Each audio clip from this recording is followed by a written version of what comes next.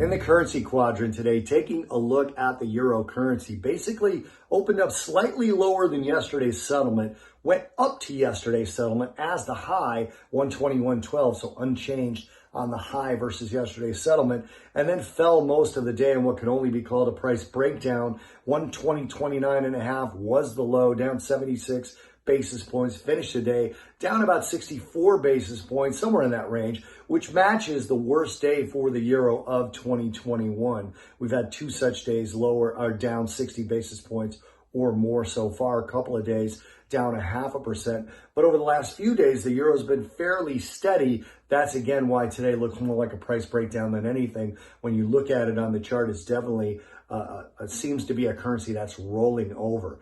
ECB minutes from the last meeting are due out tomorrow, and that can move markets. As you look at what happened with the FOMC minutes from the Fed today, we got to talk about stronger economic activity, but still no inflation, so therefore no change in tactics. It's likely you're going to get a similar story out of the ECB with less optimism toward economic activity. So if it's status quo and no inflation, that's likely to weaken the euro again, as if there was going to be any movement by the ECB, it would likely be more stimulus, not less. It would likely be a longer path of negative rates, not more. Now, in terms of rates themselves from the euro countries, Germany has seen a move in yields. Yields are moving there as well as in the US to the upside. Germany sold 1.2 billion euros, which is about 1.45 billion US dollars, of 30-year debt overnight at an average yield of 0.1% to the positive side. That was the first time since March where yields were above zero for Germany,